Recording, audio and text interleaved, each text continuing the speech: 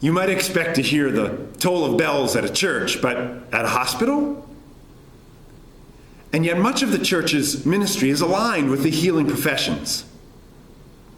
In his book, The Rise of Christianity, sociologist Rodney Stark points out the fact that during plagues, Christians remained in urban areas while others fled so that they could minister to and take care of the sick.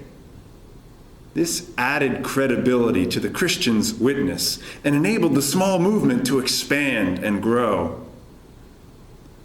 Recently, I was at Gettysburg and learned the Lutheran Seminary's history of transforming the dorm and classrooms there into a hospital during the days of the Civil War, as they took in wounded soldiers and cared for them in that place.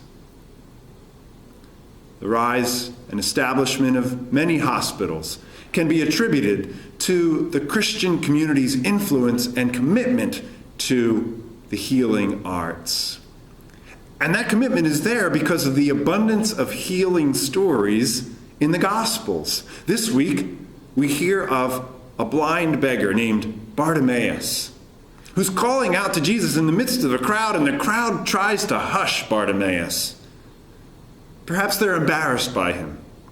Perhaps they want Jesus to focus elsewhere. But Bartimaeus shouts out all the more, "Lord, have mercy," and gets Jesus' attention.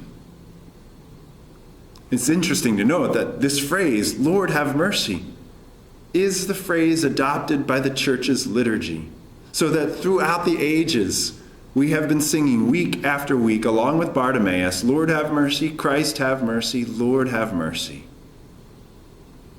When Jesus comes to him, Jesus asks, "What do you want me to do for you?" And Bartimaeus is bold enough to ask for his eyesight. He's bold enough to believe that Jesus would want to and have the power to heal him. We too must be bold. We must be bold in our approaching Jesus. We must be bold in our honesty of our brokenness before God. We must be bold in our asking and our believing that Jesus can make us well. Even when there's not an instant physical cure, Jesus still has the power to make it well with our soul. If you are struggling with something, consider the care of one of our trained Stephen ministers to open you again to God's goodness in healing for your life. And now may God bless you and God boost you until we meet in worship.